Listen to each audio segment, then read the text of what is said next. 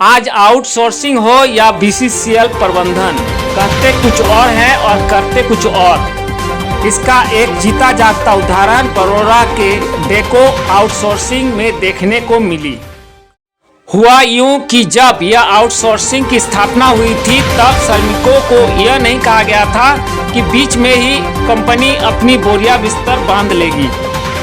लगभग 200 श्रमिकों को धोखे में रखकर कंपनी हस्तांतरण की प्रक्रिया अपनाने लगी, जिसे श्रमिक एक स्वर में आवाज उठाई और इसे रोकने के लिए 1 माह का वेतन और 3 माह का बोनस की मांग कर दी और सामान जाने से रोक दिया।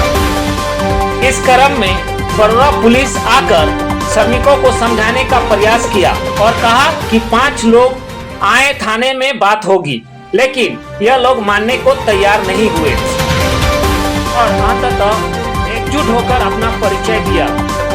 आपको बताते चले कि यदि यह आउटसोर्सिंग बंद हो जाती है या फिर दूसरी जगह शिफ्ट हो जाती है तो लगभग 200 मजदूर ताने ताने को मजबूर हो जाएंगे।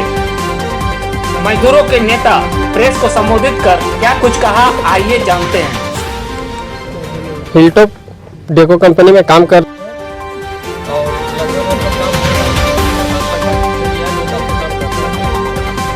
इस कंपनी में इतना दिन से काम कर रहे हैं। कभी भी हम लोग किसी तरह का कंपनी को मतलब कि कोई दिक्कत ना होने दिए, एकदम खून पसीना एक करके काम किए। जितना वो भी था वो भी हटा दिए, पूरा कोयला ओपन कर दिए। अब कोयला ओपन हो गया है तो अब कंपनी का काम चल रहा है कि काम अब नहीं करेंगे। अब हमारा जो काम है, हम पेटी पे आए हुए हैं, हम काम नहीं करके हम काम संजय उद्योग को दे दिए। उसमें भी हम लोग कोई ऑब्जेक्शन नहीं किया। हमने चलिए ठीक है, हम लोग का नौकरी बोला, आप लोग का नौकरी रहेगा, ठीक है। उसके बाद अभी क्या हुआ कि बीच में 31 दिसंबर को हम लोग काम किए हैं, कंटिन्यू पूरा दिसंबर काम किए, 31 दिसंबर को भी काम किए हैं। 1 तारीख 1 जनवरी के दिन जब आते हैं ड्यूटी में तो नो वर्क नो पे, ना किसी तरह का सूचना, ना किसी तरह का इश्तिहार, ना मेरा कोई, हम लोग किसी से भी कोई वर्कर से हम लोग से कोई बातचीत नहीं, मैनेजमेंट का, और इस तरह का काम कर दिया। उसमें हम लोग 10 तारीख तक बैठे हुए रह गए। 10 तारीख को बीसीसीएल का जीएम आया, वो भी कब आया, उससे पहले हम लोग 8 तारीख को एक इश्तिहार दिए।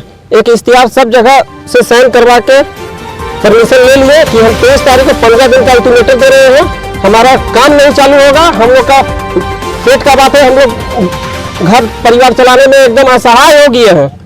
तो हम लोग इश्तिहार बना के सब जगह से परमिशन करवा के, एक कॉपी हमारा कॉपी दो जी, एक कॉपी हम लोग निकाल के या कंपनी में भी दिए हैं कि काम चालू कीजिए। कंपनी फिर क्या किए, बीसीसीएल को 10 तारीख जो नया प्रबंधक जी है उनको भेजे। उनको भेज के 14 दिन का हम लोग को, ये देखिए 14 दिन का हम लोग को दिए हैं लिख के कि 14 दिन आप लोग को, जैसे कि हमारा पास काम नहीं है तो 14 दिन आप लोग काम कीजिए और 14 दिन रेस्ट कीजिए। उसमें भी हम लोग एक्सेप्ट कर दिए।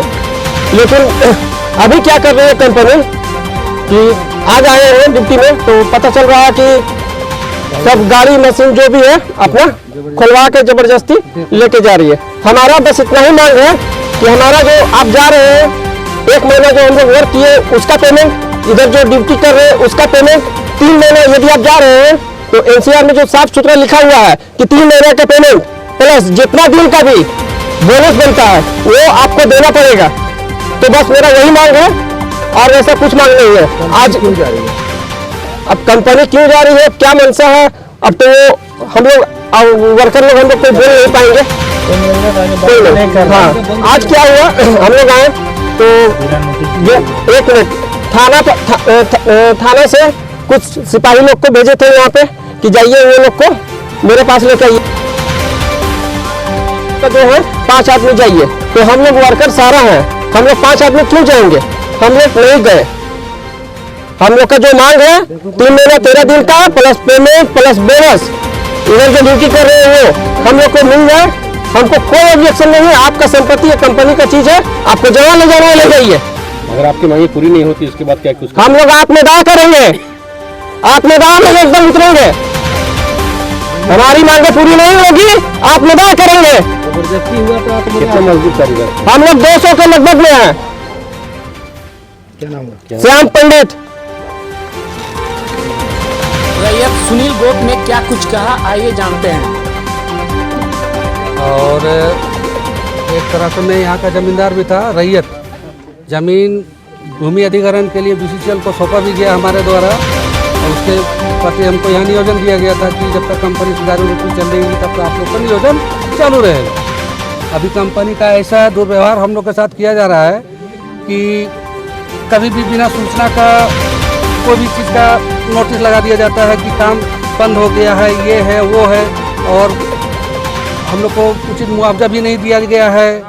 और ये कंपनी क्या कि पूरा फुल टाइम 8 घंटे की ड्यूटी लेने के बावजूद भी हम लोग के ऊपर एकदम विश्वास नहीं रखा है, और ना हम लोग को VTC ना कोई तरह का ID कार्ड वगैरह कोई चीज़ मुहैया नहीं कराया, और हम लोग ड्यूटी ऐसे ही संयुक्त रहे एकदम पूरा एकदम निष्ठा से हम लोग 8 घंटे की ड्यूटी भी किए। ना HPC मिला ना कुछ मिला। इसके बाद भी हम लोग सब बोले कि चलो जो भी है रोजगार हम लोग जुड़े रहे। और ये पता चला होगा भाई से कि 31 तारीख को ऐसा सूचना लगाएं कि नो वर्क नो पे का, और इसमें क्या कि किसी को बताया नहीं गया। हाँ हम लोग सडनली सब कहाँ हम लोग इन्वॉल्व होंगे जॉब के लिए। तो इसके लिए हम लोग का रिक्वेस्ट है कि जो भी हम लोग का जो उचित मुआवजा मिलता है, जो 3 महीने का जो 3 महीना 13 दिन का जो पेमेंट है वो बनता है वो हम लोग को दिया जाए। और इसमें सर पुलिस प्रशासन का कोई भूमिका नहीं होना चाहिए था। इस पे बाद भी पुलिस जो है यहाँ पे क्या की मंशा लेके आई थी हम लोग को बरगलाने के लिए कि जो भी है कि बात करना चाहिए था प्रबंधक को, जो है डेको प्रबंधक, वो यहाँ बात करने के लिए आना नहीं चाह रहे हैं। देखो पर कौन किनके जीवा चलता है? GM साहब है जो कौशल पांडे जी, बात करने नहीं आ रहा है, जो कि उनको बार बार से सूचना दिया जा रहा है कि हम लोग जो है सर ऐसे हम लोग आपका जो ये काम बाधित कर रहे हैं, आप यहाँ हम लोग से वार्ता करने के लिए आए, पर वो लोग खुद ना आके प्रशासन को आगे भेज दे रहे हैं हम लोग से बात करने के लिए। क्या मामला? अब क्या मनसा है, अब पुलिस प्रशासन ही बता सकती है कि हम लोग को बताता है कि 5-6 आदमी को चिन्हित करके आप लोग प्रशासन के द्वारा बड़े बाबू बुलाया गया है कि वहाँ प्रशासन थाना में आइए और वहाँ पे आप लोग बात करिए। तो यहाँ पर बात क्या है सर कि एक दूसरे का प्रति विश्वास भी उठ गया है। अभी कोई एक दूसरे पर विश्वास नहीं रखता है। हम लोग को प्रशासन के जो भी यहाँ आए हुए थे उन लोग को बोले कि आप जो भी बात करना चाहते हैं आप हम लोग को सबसे समझ रखिए। उसके बाद भी वो लोग एक्सेप्ट नहीं किए, बोले कि डिमांड यही है कि कंपनी बिना कहे सूचित नहीं किया हम लोगों को कि हाँ कि सूचना नहीं दिया और अचानक से बंद कर दिया है। तो इसके एवज में हम लोग को जो 3 महीने का जो 3 महीना 13 दिन का पेमेंट बनता है, और 10 दिसंबर माह का जो हम लोग ड्यूटी किए हुए हैं, और जनवरी में जो इधर ड्यूटी कर रहे हैं, और प्लस बोनस भी बन रहा है जो, वो हम लोग को दिया जाए, और अपना वो शांतिपूर्ण अपना मशीन जो भी है उनका संपत्ति जहाँ ले जाना है ले जाए। उसके बाद क्या है, हम लोग को कम से कम 2 महीने का बैकअप तो मिलेगा सर। जो हम लोग को जो 3 महीना का जो बोनस पेमेंट कुछ नहीं मिलेगा, उसको हम घर का खर्चा के लिए छोड़ के कहीं बाहर विदेश पलायन कर सकते हैं। सुनील गोप, मैं एक टिपर सेक्शन में हेल्पर का मतलब ओहदे में काम करता हूँ।